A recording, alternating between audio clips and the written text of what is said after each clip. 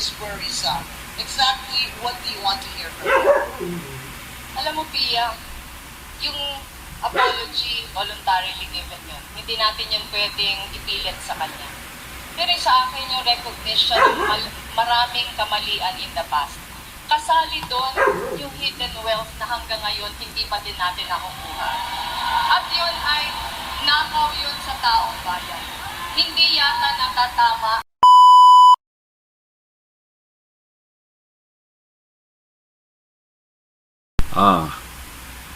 What's up ulit? Happy people.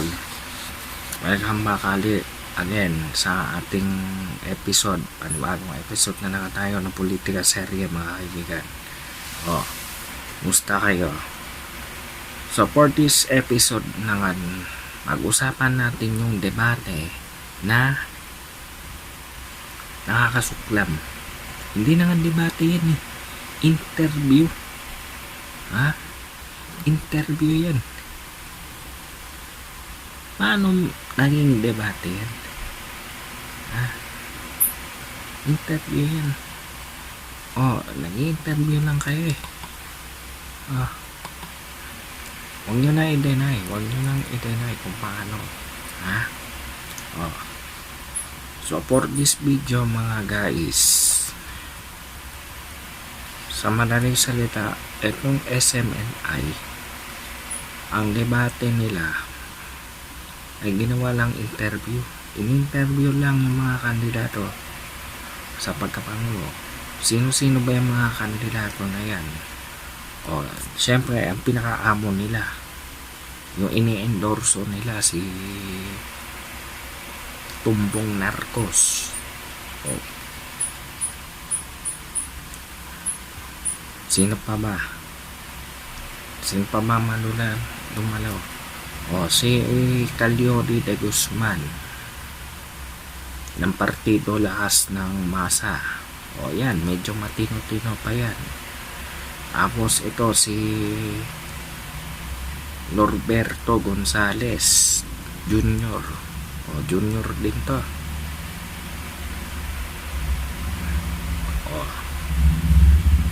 At saka si former spokesperson Ernesto Abella. Hindi ko alam pala na tumatakbo to si Ernie Abella, mga kaibigan. Hindi ko pala alam. Kung gusto niyo mapakinggan, SMNI, makinig kayo Ito ang gusto kong mapakinggan na debate. Hindi yung nag-i-interview lang kayo.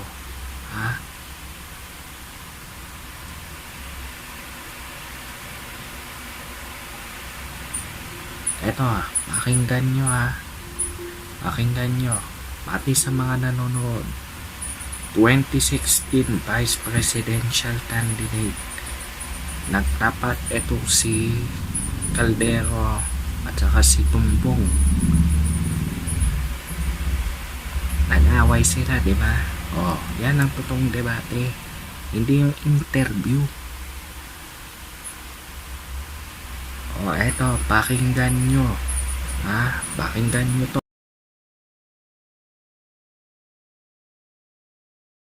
Hindi naman talaga na-confirm. Hindi naman wala namang dokumento na sa kanilang sinasabi. At wala po dyan nakikita. Lahat po ng mga bagay-bagay na yan, nakikita naging bahagi ng mga kung ano-ano mga Yan na, utal pa. At kami naman po, ay kahit naman po ang ano ang iuutos ng konti ay aming sinusundan.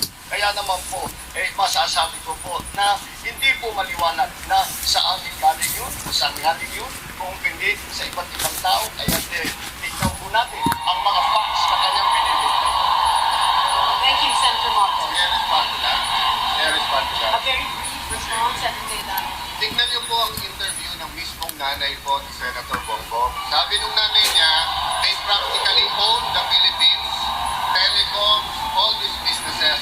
It's all on the record. I-google nyo, may telepono po ngayon, i-google nyo yung recovered ng PCGG. But ibahin natin usapan, sabihin nyo nang hindi totoo for the sake of this debate, kahit totoo. Ang corruption, nakita nyo nag-appear ang isang Bongbong Marcos? Wala. Kahit anong issue sa corruption, wala siya doon. Kami daw namumulitika kasi nilalabanan namin ang corrupt. Madali po mga kababayan, madaling magsabi kami anti-corrupt.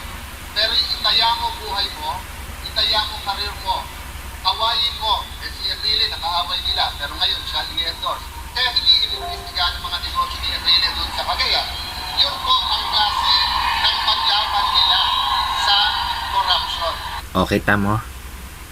Real talk ka, diba? O. Ito pa.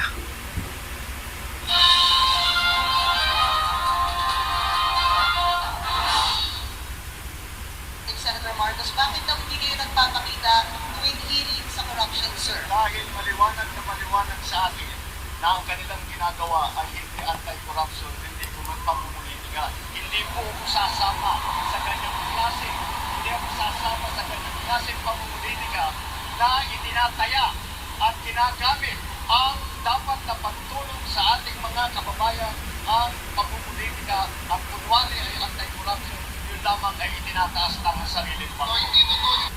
O.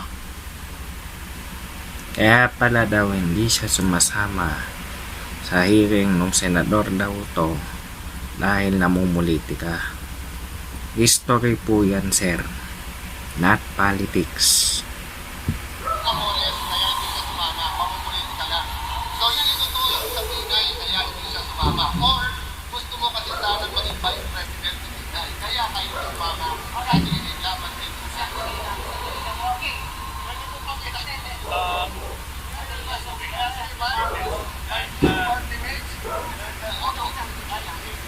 hindi siya dahil gusto ko sumama maging vice president. Kinukudahan po ako ng ating vice president na maging dating media at hindi ko siya hindi ako sumama. Okay, paano yan ang magiging Manila?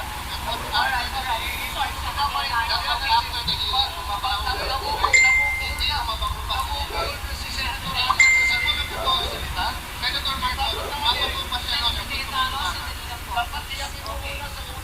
Tiyak na tiyak ako. Tiyak ko yung tinakaw ng Marcos sa Pilipinas. Tiyak na tiyak niya. As the son, Senator Marcos, I'm sure you expected that question. Yes, I did. As the son of the late president, do you acknowledge that during your father's term, human rights abuses were committed, and are you willing to apologize for them? Your response, please. Tingnan nyo ha. I certainly acknowledge every human rights abuse in every administration. I think it is necessary that we do so, or else we are to repeat the mistakes and abuses of the past. What I can say also to you is that in my 27 years of service, Nauutal. Tingnan nyo ha. any suspicion, any accusation, or even any allegation made against me that there were human rights abuses or non-recognition of people's civil rights in my time in government. I will apologize for I have said this before, and I will say it again. I will apologize for any wrongdoing that I may have done, any mistake that will have caused anyone any pain or hardship. I can only apologize for myself. I cannot apologize for anyone else, only myself. But I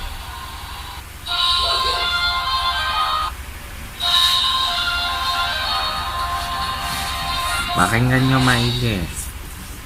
na yung mga malalaking numero na nababanggit ng ating kasamahan dito ay wala naman po ng kalinga. Pero nagtataka ko kung saan ginawa yung napakalaking numero na sinasabi. Pangalawa, nagtataka naman ako na sa tagal namin pagsasama ni Senator Alan, ilang taon na kami magkasama sa partido, ilang taon na kami sa Senado, wala naman siyang pinabanggit na siyang inaalala niya tungkol dyan. Bakit ngayon lang? Bakit? Baka naman mapagsuspetsyahan siya na namumulitika. Tungkol po doon sa kaso ng PIDAP na sinasabi niya, ay po, nasagot na po natin yan.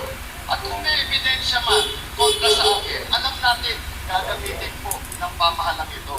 Dahil, you must remember, I am a Marcos and the President is an Aquino. Oh my God!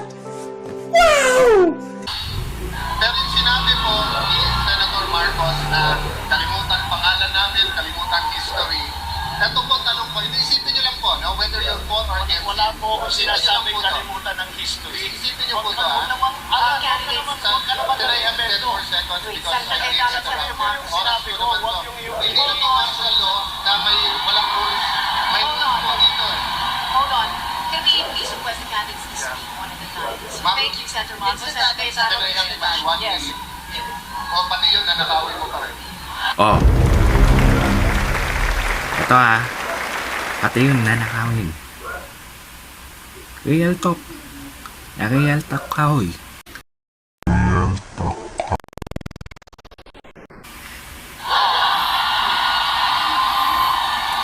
Senator Cayetano? Yes, you can stick to the Sabi question. niya, murahin daw yung mga pangalan. Huwag mo titignan yung dynasty. Ito po tanong ko sa inyo. Have an open mind. If 30, 40 years from now, tumakbo po yung apo ni Napoles, wala siyang kasalanan sa ginawa ng kanyang lola, pero pera po ng lola niya na ninakaw sa inyo ang gagamitin sa kanyang campaign ads, sa pagbigay sa mayor, sa pagbigay sa lahat. No?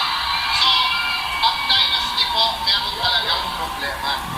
Lahat po kami may problema sa dynasty, sa Liberal Party po. Dynasty ng mga abaya. And alam naman natin, napaka-corrupt na pagdating sa LRT, MRT, hindi masipa. Dynasty po na may kilalaman sa Weteng, sa Pampanga, ini-endorse sa mga liberals. Meron pong problema sa dynasty. How do we solve it? I don't know right now, but this is what I can tell you. Political will against corruption. Alam niyo po ba bakit ako nang-aaway? Nang-aaway po ako para buhay niyo, ganyan. Pag hindi po ako nang-away at tumahimik, ang buhay niyo po, ganyan. Kaya pasensya na po kayo, sasabihin ko sa inyo. In an interview, you said that the lack of remorse from Senator Eto na nga yung bakbakan ni Vice President Leni Robredo at Senador Bongbong Marcos noong nagdedebate pa sila. Pakinggan nyo maigi. Marcos is worrisome. Exactly what do you want to hear from him? Alam mo, Pia, yung apology, voluntarily given yun. Hindi natin yun pwedeng ipilit sa kanya. Pero sa akin yung recognition ng maraming kamalian in the past. Kasali doon yung hidden wealth na hanggang ngayon hindi pa din natin nakukuha. At yun ay nakaw yun sa taong bayan. Hindi yata natatama na i-acknowledge lang yun. Kailangan ibalik yun sa atin. Kumusta ang nakaw na yaman? So now this is going to be a Marcos versus Robredo fight. Go ahead, Senator Marcos. Diba? Natandaan nyo, mga kaibigan. Akala natin ng una, May 9, 2016, lamang na si Bongbong. But, kinabukasan ng umaga, lumamang si Vice President Leni Robredo. Nagprotesta pa nga itong ulo kong na to Marcos first. Yes. At ang lahat ng mga question, lahat ng mga issue na pinabanggit tungkol sa hidden wealth ay naging bahagi na ng mga iba't ibang kaso sa korte. At sa korte, kung ano man ang iutos, kung ano ang paghusga sa ganung mga issue, ay susundan naman namin. At maliwanag na maliwanag, ay hindi naman kami lumalabag sa mga order ng kahit na anong court. At talaga lang po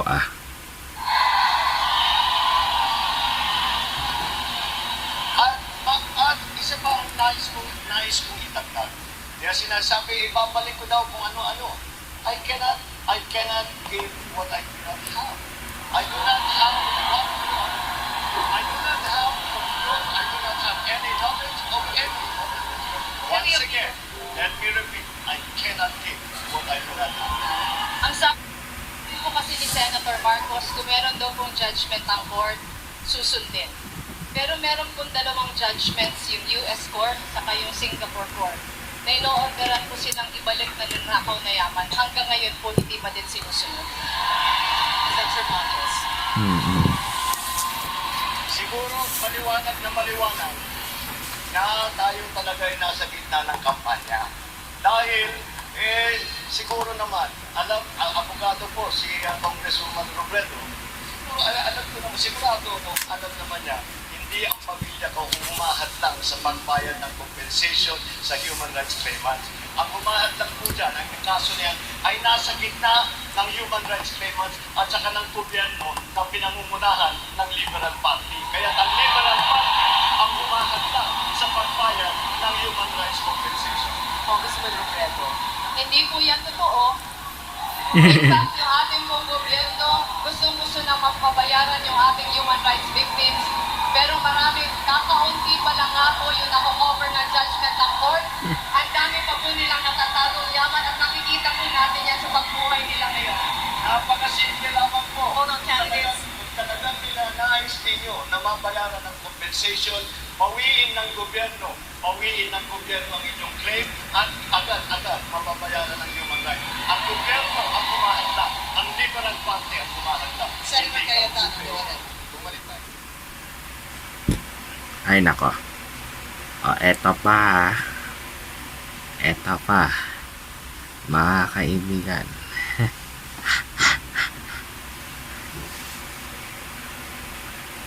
Hanapin ko lang itong yung tinanong ni Trillanes kay Bongbong.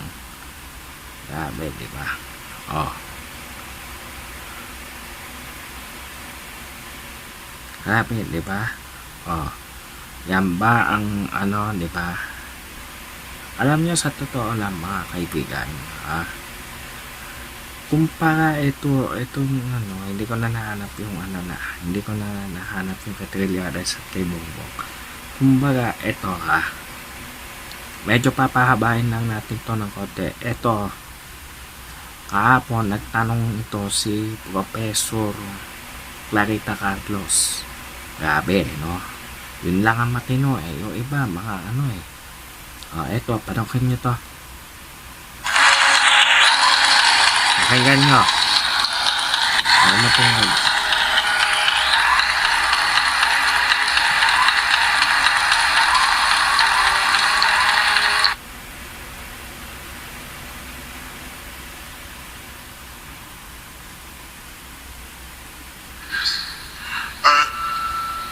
The Philippines needs to retain a little bit of foreign policy.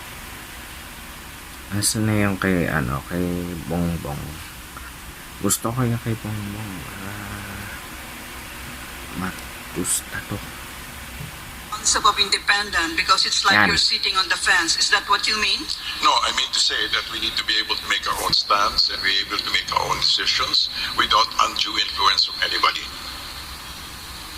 I don't know that being friends with everybody is foreign policy. We're So not being thank friends you. with anybody. We can have trade with the greater power, which is our neighbor. On the other hand, we can maintain our MDTs with the people in Quad.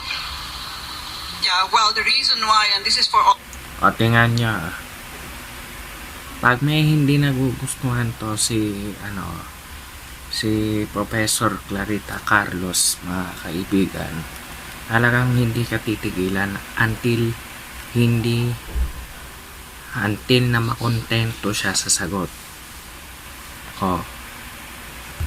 All the candidates I asked this question is that right now I'm sure the big powers are trying to carve their own spheres of influence, and because we've always been within the sphere of influence of the United States of America, the Quad is simply an extension of this proposed collective security arrangement.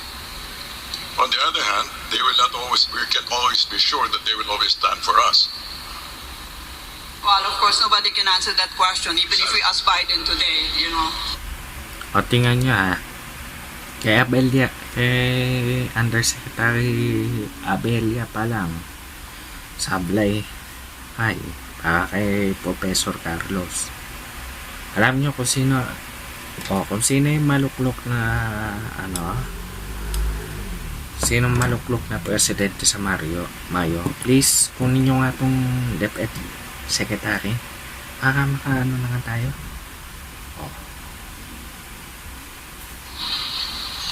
Thank you. Thank you.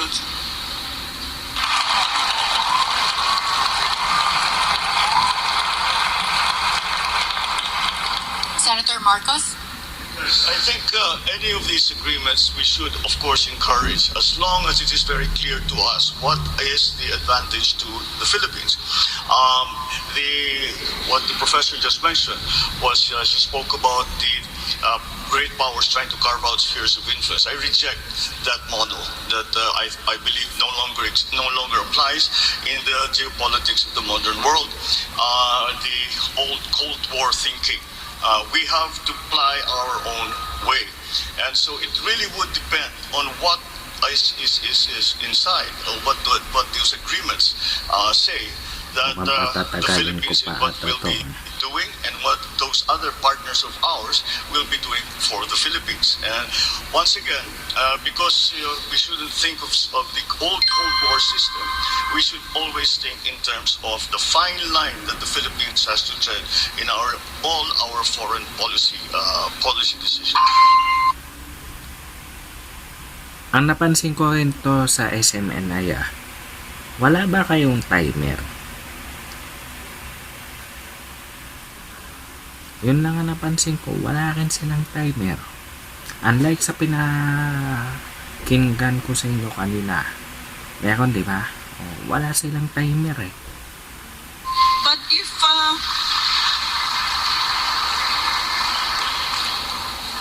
Mr. Marcos, if you reject the concept of spheres of influence, does that mean you are going to scuttle the Mutual Defense Treaty when you become President of the Republic? By no means. Linked to the United States of America as a defense ally. No, by no means. The relationship with the United States, our special relationship with the United States is not something that we can treat, be cavalier about. It is a very important one. And it has stood us in good stead for over 100 years.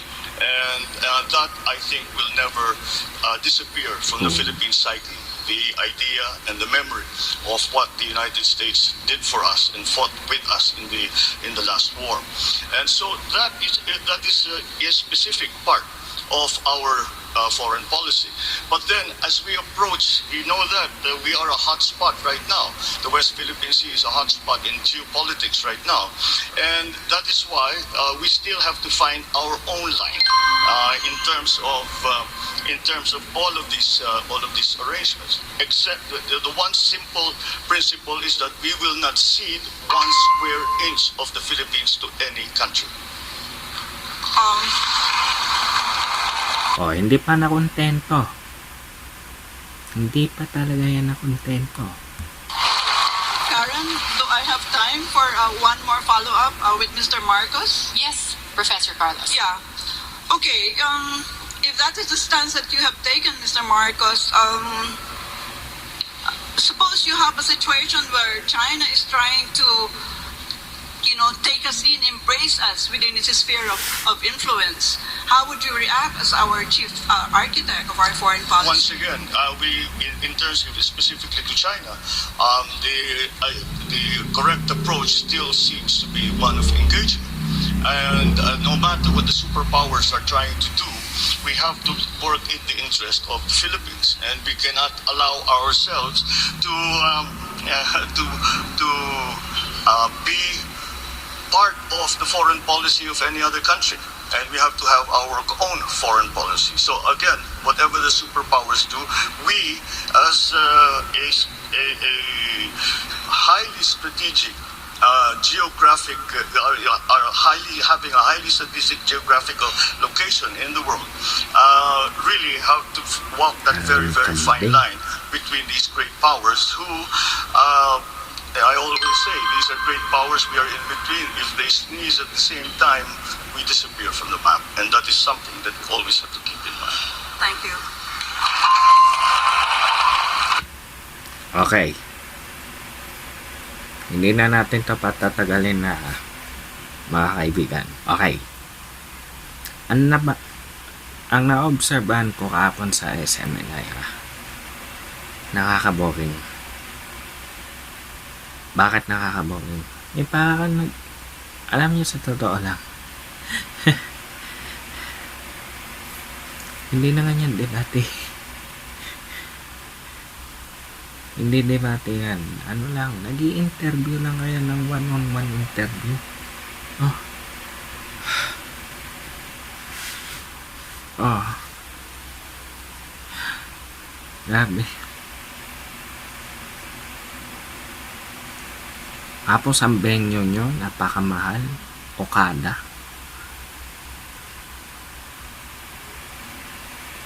O IATF naman. Matanong ko rin naman. Pinayagan nyo ba to? Pinayagan nyo SMNI, COMELEC, kayo rin ha. KBP, pinayagan nyo to. Pinayagan nyo ba to? Itong SMNI. At natapat pa sa may pasok. Oh. Tanong lang po. Anyway mga kaibigan, kung kayo ay baguhan naman sa channel ko, paki-like, paki-subscribe at paki-pindot na rin ang bell button para maging updated kayo ha.